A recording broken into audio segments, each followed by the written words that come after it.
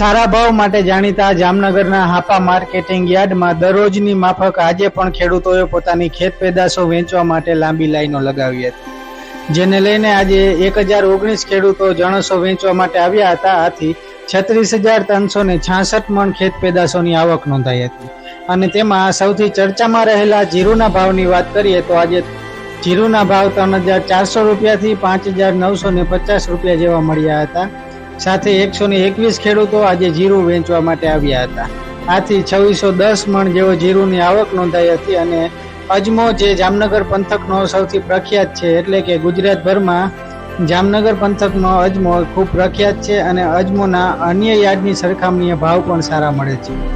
આથી ખેડૂતો અજમો વેચવા માટે સૌથી પહેલી પસંદગી જામનગરના હાપા માર્કેટિંગ યાર્ડને આપી રહ્યા છે. ત્યારે આજે અજમોના ભાવ 2,440 રૂપિયાથી 3,905 રૂપિયા જેવા બોલાયા હતા.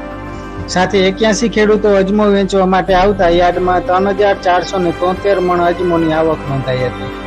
ઉપરાંત અજમોની ભૂસીના ભાવ 50 રૂપિયાથી માંડી 2850 રૂપિયા અને ધાણાના ભાવ 1,000 રૂપિયાથી 1,500 રૂપિયા જેવા બોલાયા હતા.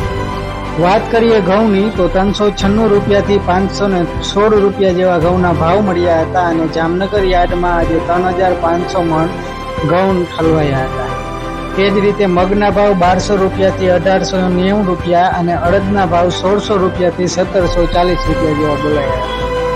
સાથે તુવેરના ભાવ જંગી વધારો નોંધાઈ રહ્યો છે. આજે 1,800 રૂપિયાથી લઈ 2,210 રૂપિયા જેવા તુવેરના ભાવ મળ્યા હતા. તથા ચોળીના ભાવ પણ ખેડૂતોને ખૂબ આવકારદાયક જણાઈ રહ્યા છે, કારણ કે આજે ચોળીના ભાવ 1,690 રૂપિયાથી 3,760 રૂપિયા જેવા બોલાયા હતા.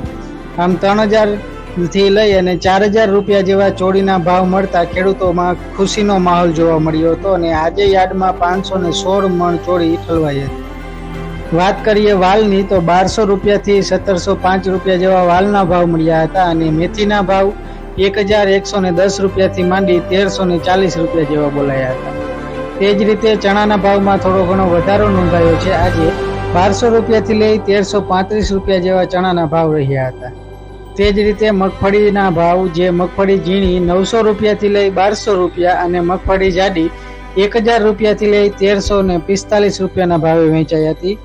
તો એરંડાની પણ સારી એવી આવક નોંધાઈ રહી છે. સાથે જ આજે એરંડાના ભાવ 1,000 રૂપિયાથી 1,080 રૂપિયા જેવા મળ્યા હતા. તો નવા તલની સારી એવી આવક સામે નવા તલના ભાવ 1,500 રૂપિયાથી લઈ 2,940 રૂપિયા જેવા બોલાયા હતા. આમ 3,000 રૂપિયા જેવા તલીના ભાવ મળતા ખેડૂતોમાં ખુશીનો માહોલ જોવા મળ્યો હતો. તો સફેદ સોના સમાન કપાસના ભાવ 790 રૂપિયાથી 1,475 રૂપિયા જેવા બોલાયા હતા.